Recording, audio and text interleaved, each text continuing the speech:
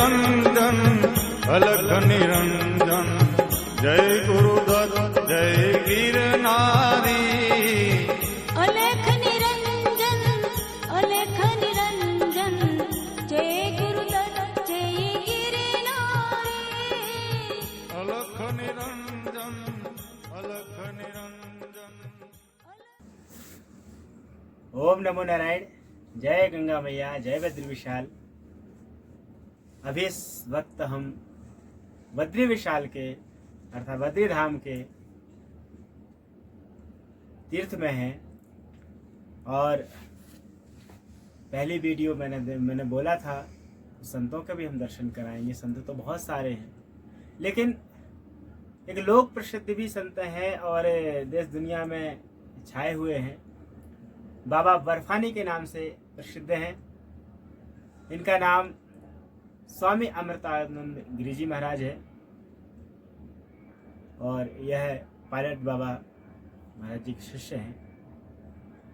तो इससे कुछ हम चर्चा करेंगे, क्योंकि गंगोत्री बद्री धाम में ही लगभग 12 वर्ष तक एक स्थान में रह करके शीतकाल भी और ग्रीष्म काल भी उन्होंने तप और साधना की है, क्योंकि ये भारत भूमि तप और साधना से ही चलती है।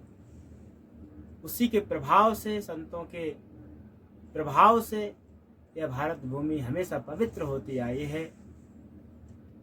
एकांत में रह करके यह काली माई की गुफा मंदिर प्रांगण के पीछे प्रसिद्ध है और बहुत सारे लोग आते भी हैं महाराज जी के पास। हमारे मित्र हैं और मित्र स्वरूप में महाराज जी हैं। ऐसे बहुत उम्र में छोटा हूँ महाराज जी से, लेकिन थोड़ा सा हम चर्चा करते। तो महाराज जी, परिचय तो मैंने सूक्ष्म रूप से आपका दिया और कुछ त्रुटि हुई हो तो आप बताइए। लेकिन मैं कुछ प्रश्न भी साधकों के अंदर चलते हैं। आपने एक लंबा समय साधना के क्षेत्र में लगाया है। कोई नए अगर साधक हैं तो उनको कैसे आगे बढ़ना चाहिए, क्या प्रेरणा देना चाहिए उनको, कैसे उनको हम लेकर के इसके विषय में? देखिए, जब नए साधक हैं सबसे पहले तो गुरु से संपर्क रखें, गुरु के कुछ समय सानिध्य में रहें, गुरु के मार्गदर्शक पे चले, तो तभी उसका कल्याण है। बिल्कुल।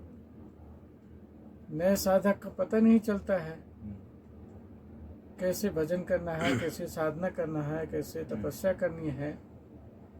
एकमात्र गुरु ही बता सकता है। या तो उच्च कोटि के संत मिल गए, टकरा गए, आपके भाग्य, आपका संस्कार, पुण्य के अनुसार, तभी वो बता सकता है मार्ग। तो गुरु के सानिध्य में रहकर कुछ समय व्यतीत करें, इसके बाद ही बाहर निकले और साधना में लग जाएं। एक प्रश्न और आता है महाराज जी कि जो नए साधक हैं गुरु की पहचान तो उनको है नहीं, लेकिन वो एक अच्छे गुरु, साध्य गुरु को कैसे खोजे, कैसे उनको पाए, जिससे कि वो आगे साधना कर सके? हाँ, ये आपका जो प्रश्न है बहुत जटिल है, क्योंकि आजकल जो संत हैं बहुत ही कम रह गए हैं, माया की तरफ ज़्यादा ग्रसित हैं। आश्रम को ले लीजिए, या तो कहीं भटकते हुए चल रहे हैं, या स्थानधारी हैं, कुटिया में रह रहे हैं, माया की तरफ ज़्यादा ग्रसित है, क्योंकि कलयुग का प्रभाव है। तो जो नए साधक हैं उसके लिए हम यही कह सकते हैं कि उनका पहले व्यवहार देखना चाहिए गुरु बनाने के पहले। और गुरु यदि बना लिया है तो पहले अनुभव किए होंगे, आप करके ही बनाए होंगे। हम भी जब शुरू में जब हरिद्वार आए थे तो हमारे पीछे बहुत सारे संत पड़े थे गुरु शिष्य बनाने के चक्कर में, लेकिन हमारा ये ध्येय था कि हमारा भजन होगा, हमारा साधना होगा, तपस्या होगा, तो हमारा गुरु खुद मिल जाएगा, हम जैसा चाहेंगे। बिल्कुल महाराज जी, मेरा भी अनुभव है। तो हमने 2 साल हरिद्वार में भजन किया। इसके बाद हम महाजोगी पायलट बाबा के किसी संत के माध्यम से उनसे जुड़ गए। उनका पहले हमने दर्शन किया तो हमारा मन एक्सेप्ट कर गया कि हाँ, ये हमारे गुरु लायक हैं। हमारे मन में ऐसा हुआ था कि हम ऐसा गुरु का शिष्य बने, ऐसा गुरु हो जो दिव्य दृष्टि वाले हो, महापुरुष हो, सिद्ध हो, और वही हुआ। ये हम अपने अनुभव की बात कर रहे हैं। बिल्कुल बिल्कुल। तो पहले उसको, जैसे हम लोग के कहावत में है कि गुरु बनाओ जान करके और पानी पियो छान करके।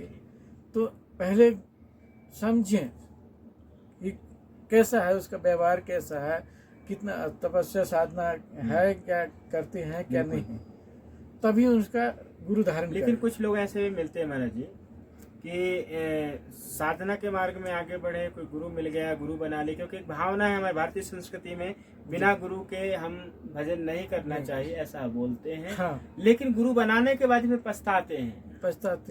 ये तो बात, ऐसे लोगों के लिए फिर क्या कहना है? ऐसे गुरु के लिए बदल सकते हैं, ऐसी बात नहीं है। दत्तात्रेय ने भगवान ने 24 गुरु बनाए हैं, है ना। तो आप पहले जाने, गुरु बनाने के पहले जाने, उनको परखें।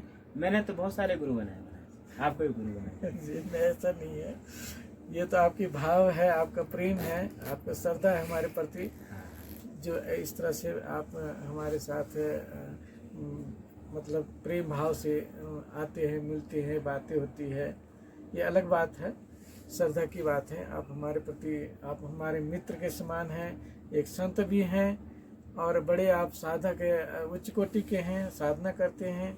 हम तो इतना, आप लोग की कृपा और आशीर्वाद है जिससे कि लगे हुए हैं, बाकी तो इसी प्रकार से लगे रहें, ऐसी शुभकामना और आशीर्वाद दें। जैसे साधकों के लिए तो बहुत सारे ऐसे प्रश्न मेरे पास भी आते हैं, लेकिन कुछ विशेष अनुभव आपने बताइए महाराज जी, क्योंकि आपने एक लंबा समय, हमारी उम्र भी आपसे कम है, तो वो अनुभव हो सकता है मेरे भी काम आ सके और औरों के भी काम आ सके, वो बताइए। देखिए, ये भूमि, जिस भूमि में हम रह रहे हैं 18 वर्षों से और 12 साल कंटिन्यू रहे, शीतकाल के दौरान भी, तो विचित्र ही घटना घटती है। अनुभव तो होती ही रहती है, घटना भी घटती रहती है, क्योंकि उस समय जो बंद के दौरान जो होता है, शीतकालीन जो समय होता है, साधना का जो भी यहाँ रहेगा वो उच्च कोटि के साधक कहा जाएगा पहले तो। और अनुभव की बातें हैं, जो अनुभव यहाँ रहने के बाद, क्योंकि सुनसान उस समय रहती है, वातावरण सुनसान रहती है, किसी तरह की डिस्टरबेंस नहीं रहती है, सिर्फ अलकनंदा का एक आवाज आती रहती है, हल्की फुल्की। तो उसके लिए तो कोई बात नहीं। जैसे साधना में हम बैठ जाते हैं तो मन की स्थिति जो है गहरी अवस्था में चली जाती है, शून्य अवस्था की चली जाती है, शून्य अवस्था में चली जाती है। और प्राणायाम करके बैठते हैं तो और भी मन जो है अंतर्मुखी होता है, और इतनी आनंद आती है कि आप, यदि वो कभी कभी घटना घटती है, सब समय नहीं, हमेशा नहीं होता है। तो जैसे हम बैठे हैं तो साधना में तो वो आनंद में विभोर होते रहते हैं, उस आनंद में डूबे रहते हैं, फिर उठने की इच्छा नहीं करती है।